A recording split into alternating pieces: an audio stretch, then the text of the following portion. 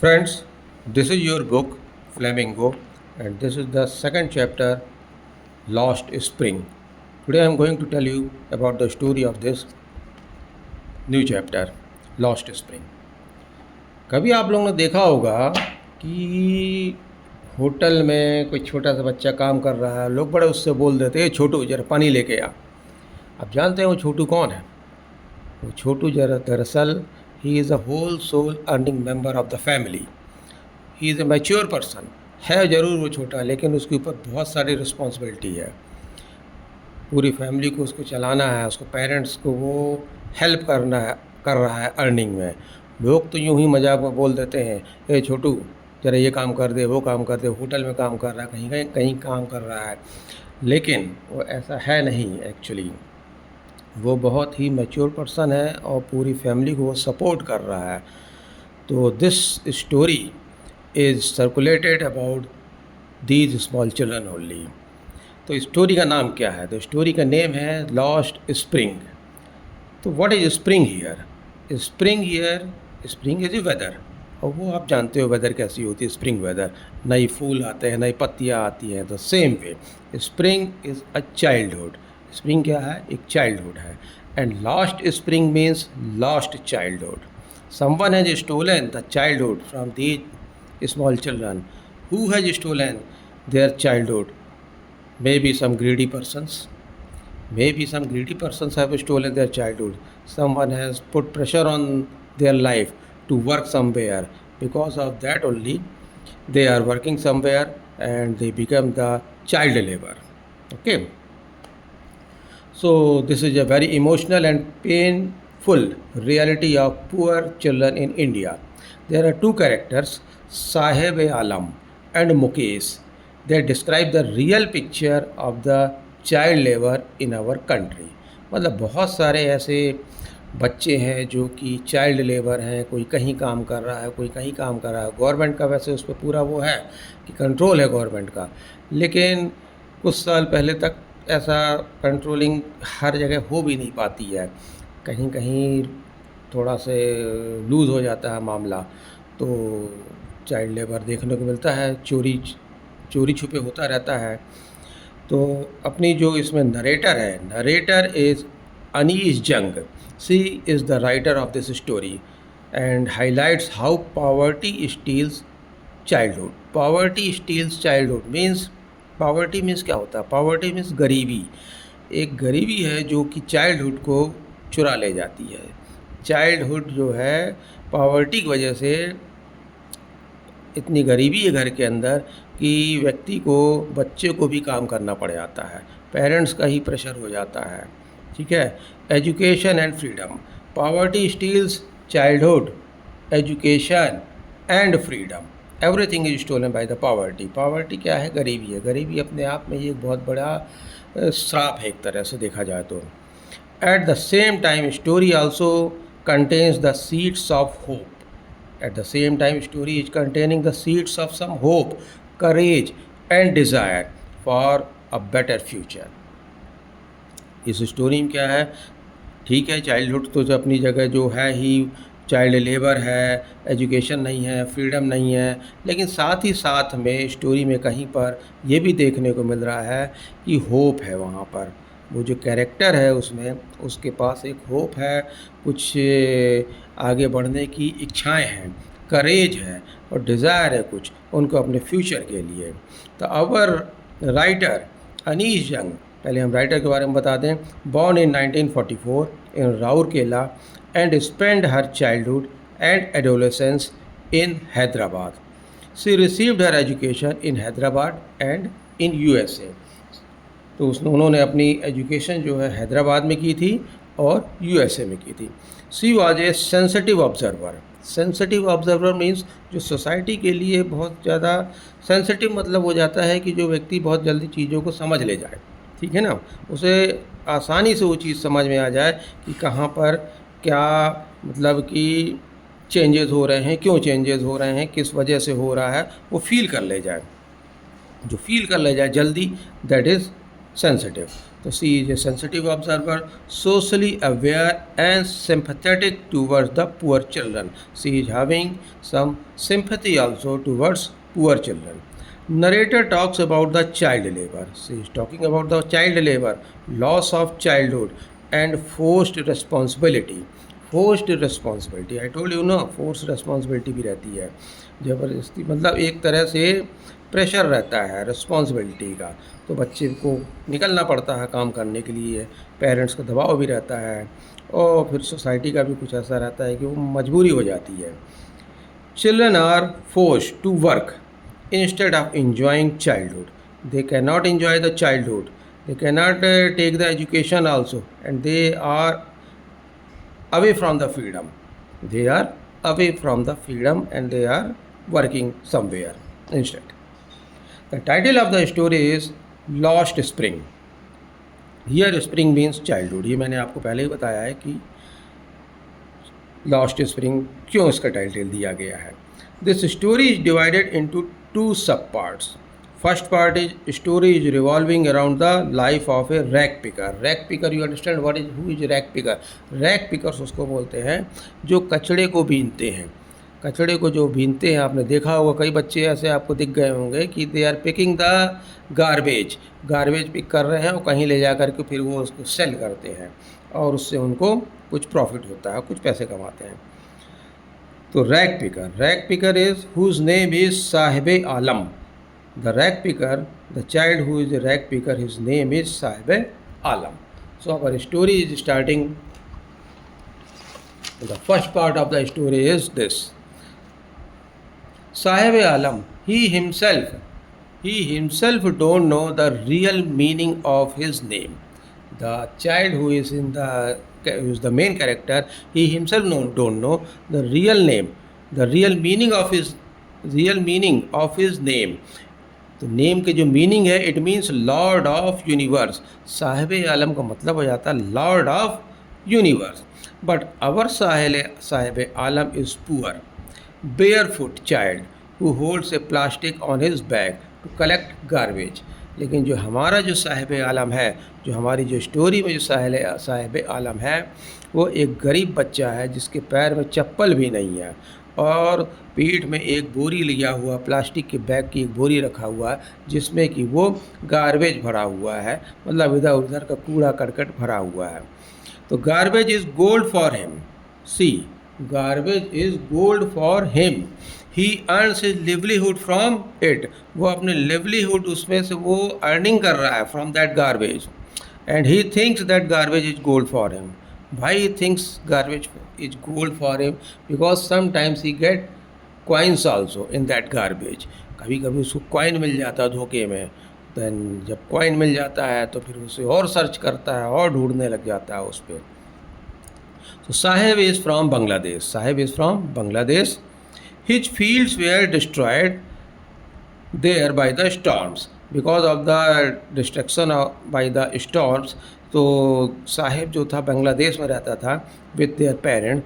So to earn the livelihood his parents migrated from Bangladesh to India to earn the livelihood. मतलब आगे की वो उनका खेत बर्बाद हो चुके थे वहाँ पर और जीने के लिए कुछ सहारा नहीं था. So they migrated from Bangladesh to India.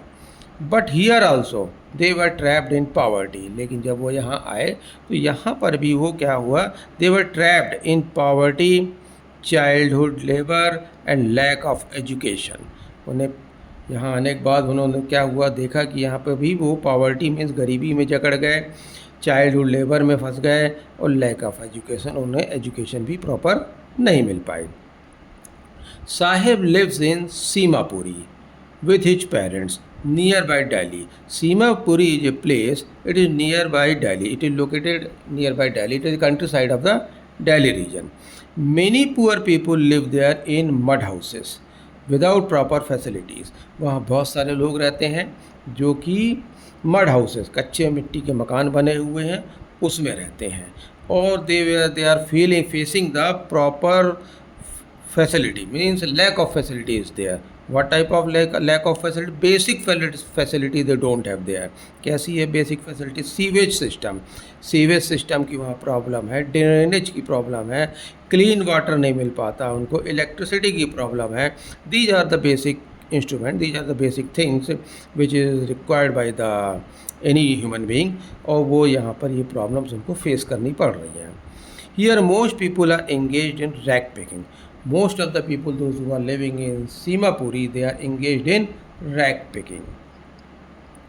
For children of Simapuri area, garbage is gold for them. Seemapuri area में जो बच्चे रह रहे हैं, तो जो इस काम में लगे हुए हैं रैग पिकिंग में, जो गार्बेज को कलेक्ट करते हैं, कचड़े को कलेक्ट करते हैं, तो वो क्या करते हैं? They are garbage is gold for them.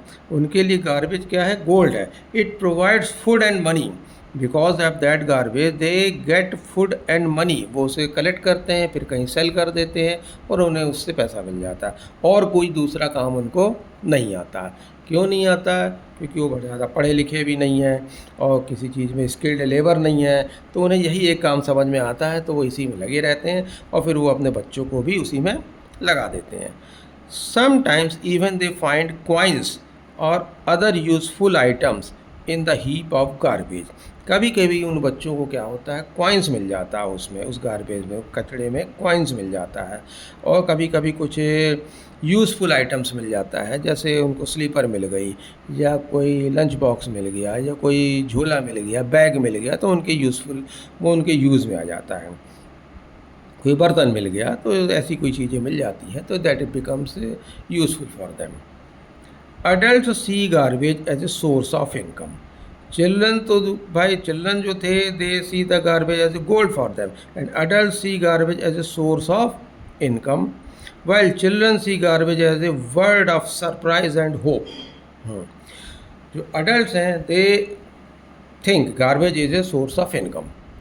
ठीक है, उनके लिए तो सोर्स ऑफ इनकम है, लेकिन चिल्ड्रन के लिए क्या है? Children see garbage as a word of surprise and hope. Surprise and hope की तरह वो उसे देखते हैं. क्या होता है? सिर्फ चिल्ड्रन को बस अपने काम की चीज़ उसमें मिल गई, उन्हें कोई भी काम की चीज़ मिल गई, कोई बुक मिल गई, कोई टिफ़िन का बॉक्स मिल गया, कोई बॉक्स मिल गया, कोई पेन मिल गया, कोई जूता मिल गया, कोई बर्तन मिल गया, तो उनके लिए वो क्या होता है? सरप्राइज़ हो जाता है, और सरप्राइज़ हो जाता है and they become happy.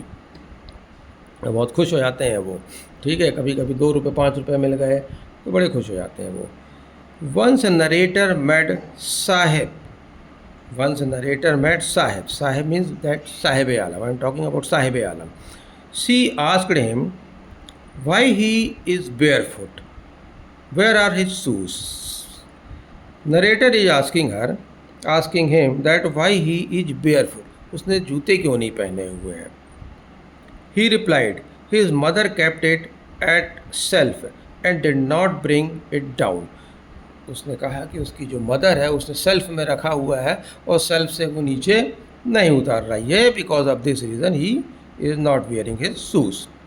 Other children said that it is in their culture to live barefoot. और जो साहिब आलम के साथ जो और भी फ्रेंड्स जो खड़े हुए थे, उसके दोस्त जो खड़े हुए थे, they also said to the narrator that it is in their culture to not to wear slipper and shoes. It is in their culture. उनके कल्चर में है कि कुछ जूते नहीं पहनना है, चप्पल नहीं पहनना. They have to remain barefoot. और इसी तरह उनके जीवन कटता है. So they are following their culture. उन बच्चों ने कह दिया कि they are following their culture. Okay.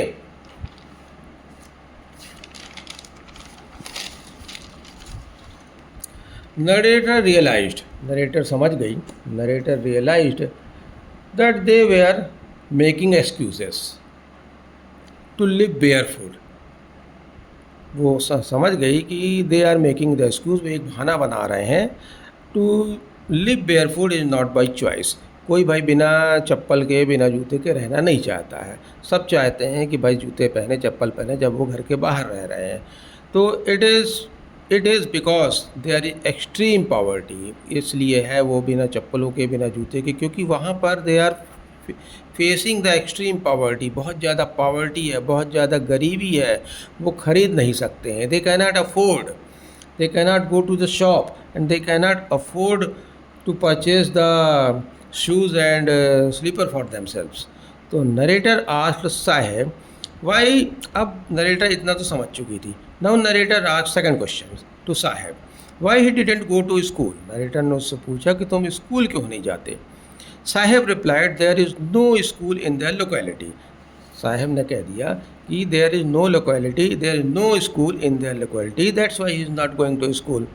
Then our narrator simply said, narrator ने उससे यूं ही सिंपली कह दिया, if she opens school will he come to study in her school. Narrator ने कहा उससे कि अगर वो स्कूल खोल लेती है तो अपना खुद का स्कूल खोलेगी तो will you come to that school to study. Saheb said yes he will come to school in her, he will come to study in her school. Narrator ने कहा, बच्चे ने कह दिया कि हाँ हाँ मैं उस स्कूल में ज़रूर पढ़ने के लिए आऊँगा, जहाँ आप स्कूल खोलेंगी तो मैं वहाँ ज़रूर आऊँगा. ठीक है, बात आई गई हो गई. After some time when narrator met Saheb again. Next time when narrator met Saheb, तो what happened, narrator Saheb was looking very curious and he asked narrator. Saheb ने पूछ लिया नरेटर से, बहुत क्यूरियसली उससे वो देख रहा था उसको, और उसके पास गया और जा कर के उसने पूछा, इज़ हर स्कूल ओपेंड, क्या उन्होंने अपना स्कूल खोल लिया है. He wants to come to study. वो छोटा सा बच्चा था, उसने कह दिया, भाई नरेटर ने कहा कि she will open the school, वो स्कूल खोलेगी तो सेटअप करेगी स्कूल में, तो उसमें तुम आना पढ़ने के लिए. अब वो छोटा सा बच्चा तो उसने सही समझ लिया, उसने सोच लिया कि अब तक तो मैडम ने स्कूल खोल लिया होगा and he has to go to study, अब उसे अपना नाम लिखाने वहाँ जाना है. तो उसने पूछ लिया, is her school opened, he wants to come to study. Narrator felt very ashamed because in jokingly simply she made a false promise to an innocent boy.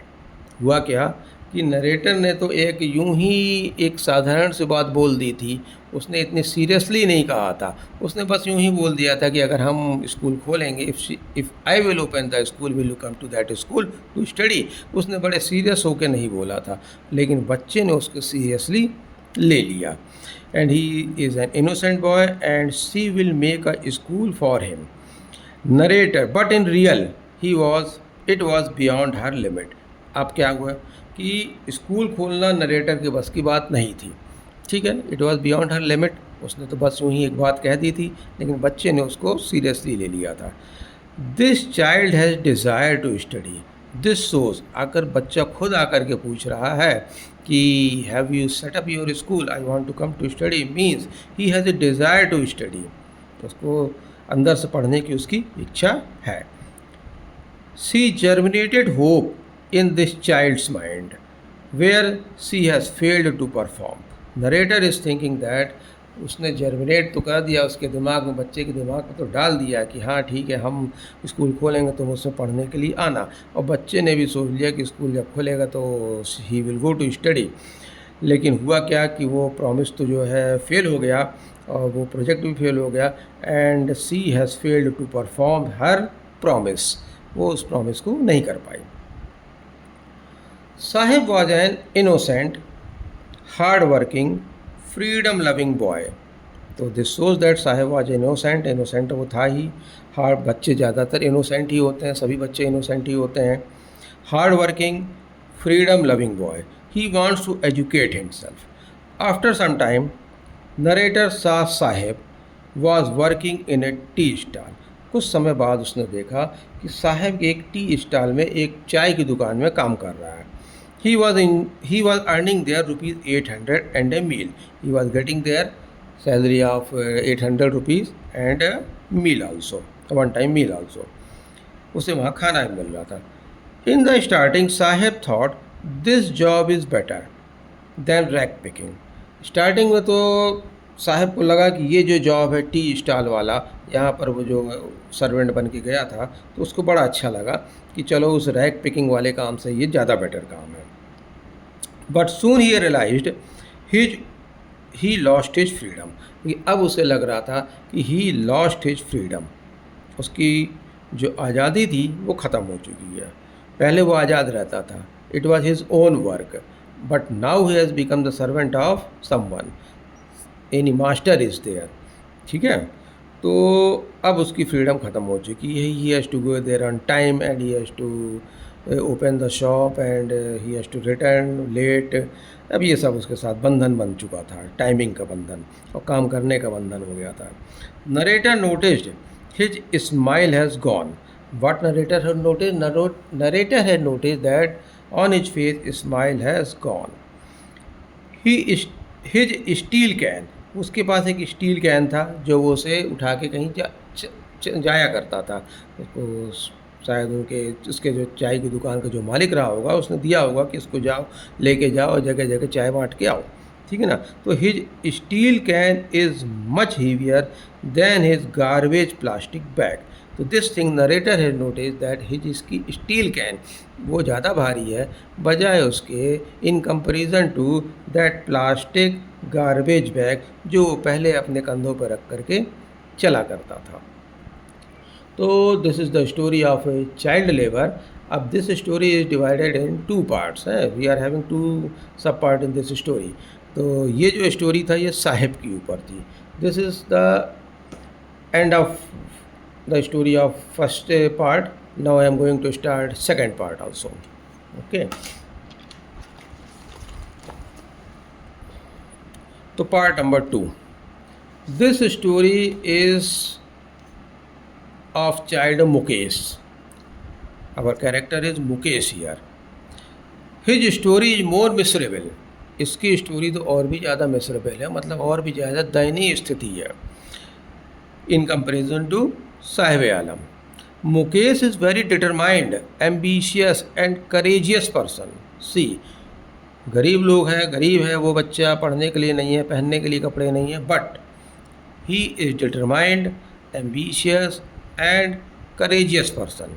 He was also exploited as many children face this problem in our country. जैसे बहुत सारे बच्चे अपने country में, अपने देश में exploited हो जाते हैं. वो ठीक है, उनके पास क्वालिटी भी रहती है, एम्बिशियस भी रहते हैं, लेकिन फिर भी वो एक्सप्लॉयट हो जाते हैं. एक्सप्लॉयट कैसे हो जाते हैं? गरीबी एक, पता है ना, गरीबी एक बहुत बड़ा अभिशाप है. Because of that only it happens. Children face this problem in our country because of poverty, lack of education and then forcely becomes child labour. Lack of education है, एजुकेशन नहीं ले पाया बच्चा, किसी वजह से, कोई भी कारण हो एजुकेशन नहीं ले पाया, एंड फोर्सली बिकम चाइल्ड लेबर. अब फोर्सली मतलब कि कुछ ऐसे हालात हो गए कि उसे बच्चे को जो है काम करने के लिए घर से बाहर निकलने पड़ा. बिकॉज ऑफ फैमिली रिस्पॉन्सिबिलिटी और फ्रॉम पेरेंट्स प्रेशर. फैमिली की रिस्पॉन्सिबिलिटी है या पेरेंट्स का प्रेशर है तो उसे काम करने के लिए बाहर निकलना पड़ रहा है. ओके. इसलिए हमने कहा था पहले ही आपको कि जैसे कभी मैंने एक छोटू का एग्जाम्पल दिया था तो वो इन जनरल ऐसा नहीं था कि वो एक छोटू जो है बस एक मौज मस्ती के लिए वहाँ कहीं काम कर रहा है. वो मौज मस्ती के लिए नहीं आया, उसके ऊपर बहुत सारी रिस्पॉन्सिबिलिटी है. वो एक रिस्पॉन्सिबल पर्सन है अपने फैमिली का. ठीक है, वो बच्चा ज़रूर है, बट 14 ईयर्स के पहले तक तो वैसे भी अलाउ नहीं है. 14 ईयर्स तक एजुकेशन भी फ्री है पूरे अपने कंट्री में, अपने भारत के कानून में, और एजुकेशन भी फ्री है. और 14 साल तक के बच्चों के लिए, बल्कि 18 साल तक के बच्चों के लिए कहीं काम करना भी अलाउ नहीं है. हाँ, उसके ऊपर की एज के लिए ही अलाउड है. लेकिन चोरी छुपे कहीं अगर ऐसा हो रहा है तो ये स्टोरी उसी पर बेस्ड है. Our narrator met Mukesh at Firozabad. Firozabad is a famous for its glass bangle industries. Firozabad एक जगह है जो कि ग्लास बैंगल इंडस्ट्री के लिए बहुत फेमस है. मतलब यहाँ पर ग्लास बैंगल में चूड़ियाँ बनती हैं, और चूड़ियों का महत्व बहुत ज़्यादा है इंडिया के अंदर, और इंडिया में चूड़ियों का बहुत महत्व है. और वो उसकी जो होलसेल जो इंडस्ट्रीज़ है वो मोस्टली जो है फिरोजाबाद में है. Here children work in dangerous factories making bangles. यहाँ छोटे छोटे बच्चे काम करते रहते हैं फैक्ट्रीज़ में और बैंगल बनाते रहते हैं. Mukesh and his parents parents and grand parents were bangle maker workers. Mukesh के जो पेरेंट्स थे और उसके भी जो पेरेंट्स थे, ग्रैंड पेरेंट्स थे, वो सब के सब जो है बैंगल मेकर वर्कर्स थे। तो वही ऑक्यूपेशन मुकेश ने भी अपना लिया। मुकेश ने भी वही चीज़ जानता था, वही चीज़ उसके पेरेंट्स ने उसको सिखा दिया और वही वो भी करने लगा। The terrible condition of bangle industries is, मैंने वो लिखा था आपको यहाँ कहीं, मैंने बताया है कि dangerous industry. Why it is dangerous? Dangerous इसलिए है, तो वो डेंजरस फैक्टर इसलिए है, the terrible condition of bangle industries is that workers have to work in high temperature. जो बैंगल इंडस्ट्रीज़ होती है, यहाँ पे क्या होता है, जो वर्कर्स होते हैं they have to work in high temperature, बहुत ज़्यादा वहाँ टेम्परेचर रहता है, बहुत छोटा सा रूम रहता है, हाई टेम्परेचर फर्नेसेस रहते हैं वहाँ पर, ठीक है। विथ हॉट ग्लास रहता है, ग्लास की ही चूड़ियाँ बनती हैं, तो ग्लास जिस पर वो काम करते हैं वो भी बहुत गर्म रहता है, हॉट ग्लास रहता है। And in between poisonous chemicals are also in the room and rooms are also very small, ventilators नहीं रहता वहाँ। तो दे आर वर्किंग, वहाँ पर वो लोग बच्चे काम करते हैं, अंधेरे में काम करते हैं, डार्क रूम रहता है, उस अंधेरे से वो बाहर निकल नहीं पाते। कहीं पर लाइट जलती रहती है, वो लाइट फर्नेस की रहती है और बहुत तेज़ रहती है, और पूरे कमरे में डार्क रहता है, वो बिल्कुल आँख में पड़ती रहती है वो light. And when the childrens come out in the real sun, तो उन्हें बाहर की जो लाइट होती है वो बहुत आँख में उनके लगती है। तो negative side what is the negative side? Negative side is that workers lose their eye sight. Negative side ये है कि वर्कर्स जो है आई साइट लूज़ कर देते हैं बिफोर ओल्ड एज के आने के पहले ही वो जो है अंधे हो जाते हैं। लूज़ देयर हेल्थ, उनकी हेल्थ भी लूज़ हो जाती है। Many workers became blind before old age, बहुत सारे वहाँ के चूड़ी बनाने वाले वर्कर्स जो होते हैं वो ओल्ड एज के पहले ही आँख उनकी आँखों से चले जाते हैं, वो अंधे हो जाते हैं। क्यों? क्योंकि वो इतनी तेज़ लाइट में वहाँ वो काम करते रहते हैं डार्क रूम के अंदर, और इतना हाई टेम्परेचर रहता है कि उनकी आँखों पर बहुत बुरा असर पड़ जाता है, और वो कंटिन्यूस उसमें काम करते रहते हैं, सालों साल करते रहते हैं, तो आँखों में उनका जो है बहुत ही ज़्यादा ख़राब इफ़ेक्ट पड़ता है। And because of this strain इतना ज़्यादा पड़ता चला जाता है कि वो फिर रियल आइज़ उनकी नहीं रह जाती है, और आगे चल करके उनकी आँख ख़राब हो जाती है। Despite all this hard work they are poor. और मज़े की बात आप ये देखो, मज़े की बात ये है कि despite all this hard work they are poor, मतलब कहने का, मज़े की नहीं कहने के मतलब है कि काफ़ी दुख भरी बात है ये, कि इतनी हार्ड मेहनत करने के बाद भी वो लोग पुअर के पुअर रह जाते हैं। काफ़ी दुख की बात है ये। They are living in very dirty lanes, जहाँ वो रहते हैं, जहाँ उनका घर है, they are living a very dirty lanes, बहुत छोटी छोटी गलियाँ हैं वहाँ पर वो रहते हैं। ओवर क्राउडेड हाउसेस है, क्योंकि उसमें फैमिली है, फिर उनके ग्रैंड पेरेंट्स हैं, फिर उसमें चाचा चाची भी हैं, फिर वहीं उनके जानवर भी जो उन्हें डोमेस्टिक एनिमल्स वो भी बांध के रखा हुआ है, और स्पेस भी बहुत कम है। तो over crowded houses, unhealthy surrounding, and surrounding is very unhealthy.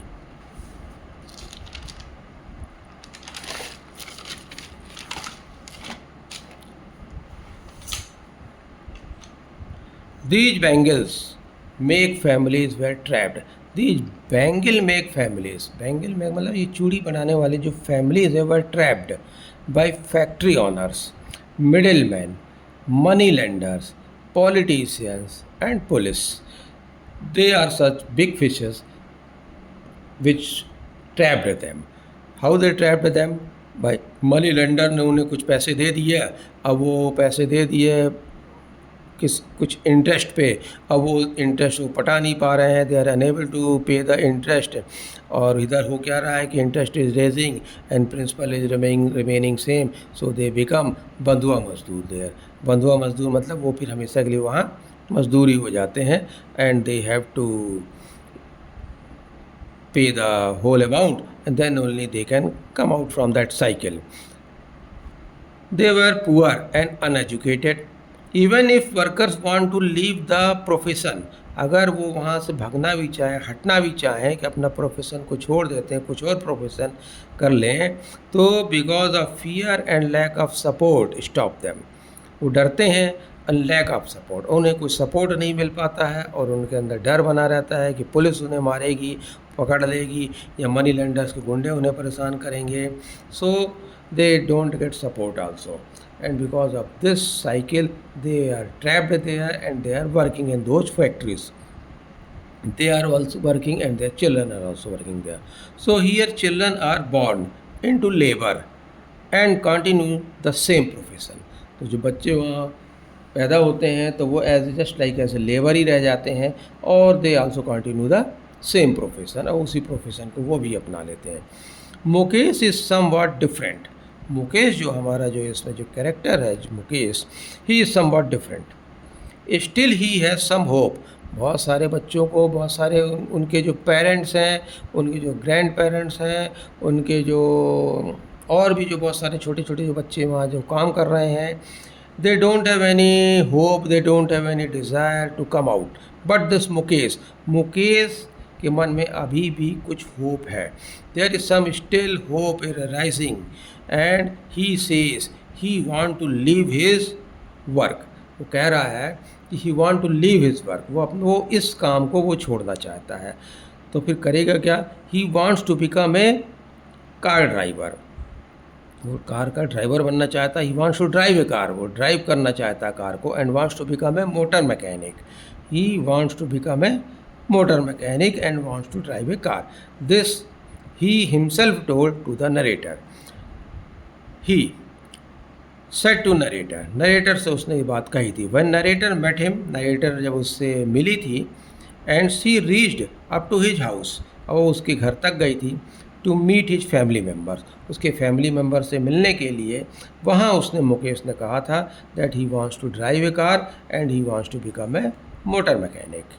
तो नरेटर को बहुत अच्छा लगा था. Narrator felt very surprised and very good that this child is having hope and he is very ambitious. He wants to do something in his life. If he gets help from somewhere, he will arise. When narrator said, फिर narrator ने उससे कहा, narrator said, garage is too much far from his home. उसने कहा कि garage तो बहुत दूर है तुम्हारे घर से. How he will go there. तो मुकेश ने रिप्लाई किया था, he will go on foot. उसने कहा था मैं पैदल ही चला जाऊंगा. See the ambition, see the courage of the child. एक छोटा सा बच्चा है, गैरेज बहुत दूर है वहाँ से, फिर भी वो कह रहा है कि I will go on foot, मैं पैदल चला जाऊंगा. Because he wants to learn something, क्योंकि वो कुछ सीखना चाहता है. He has some goal in his life. This shows he was determined and ambitious person. Mukesh was a person who wants to break the cycle of poverty. Mukesh क्या चाहता है? मुकेश अगर उस काम में सक्सेस हो जाता है then he will naturally he will break the cycle of poverty and childhood labor. कम से कम मुकेश तो वहाँ से बाहर ही निकल जाएगा उस साइकिल से, जिस साइकिल में वो और उसके पेरेंट्स सब फंस गए हैं, वहाँ से वो बाहर हो जाएगा. बिकॉज क्योंकि he has opted some other thing for his job. उसने कुछ और रास्ता ढूंढ लिया है फॉर हिज ऑक्यूपेशन, वो वहाँ से कमा ले जाएगा. तो इससे गोरख धंधे से वो निकल जाएगा. He will break the cycle of the poverty which he was facing from long time, जो कि बहुत लंबे टाइम से वो इस चीज़ को फेस कर रहा था. So by seeing both Sahib Alam and Mukesh, अपन ने दोनों स्टोरी पढ़ी है, साहिब आलम की और मुकेश की. इस तरह ये दो कैरेक्टर हमने लिए हैं. एक्चुअली क्या है, ये कैरेक्टर लेकर के हमने इस स्टोरी को समझा है. ऐसे हजारों बच्चे हैं अपनी कंट्री के अंदर जो इस तरह से कहीं ना कहीं फंसे हुए हैं in child labour. It is seeing despite difficulties, Sahib Alam and Mukesh, it is seeing despite difficulties, इतनी डिफ़िकल्टी है. Still children still dream for a better future. Children जो है, जो बच्चे हैं, वो आज भी जो है कुछ फ्यूचर के बारे में कुछ सोच रहे हैं, जबकि वो पढ़े लिखे नहीं है, ज़्यादा पढ़े लिखे हैं ही नहीं. इनफैक्ट फिर भी वो अपने फ्यूचर के बारे में कुछ दूसरा रास्ता कुछ सोच रहे हैं, कुछ दूसरा ऑक्यूपेशन सोच रहे हैं। Such children need help from society and government. So it is clear, if society become kind, अगर society kindful हो जाए, society उस पर थोड़ा सा ध्यान दे दे कि हाँ ये गरीब बच्चा है, इसके लिए कुछ करना चाहिए, तो सोसाइटी में बहुत सारे चेंजेस आ सकते हैं। तो ये स्टोरी हमें यही बतलाती है, और इस स्टोरी को पढ़ने के बाद तो हमको समझ में आता है कि कभी भी आप इस टाइप के छोटे बच्चों को कहीं देख लो तो आपको बहुत ही दयावान दृष्टि उसके लिए रखना चाहिए। ठीक है, चलो, thank you all of you, thanks a lot.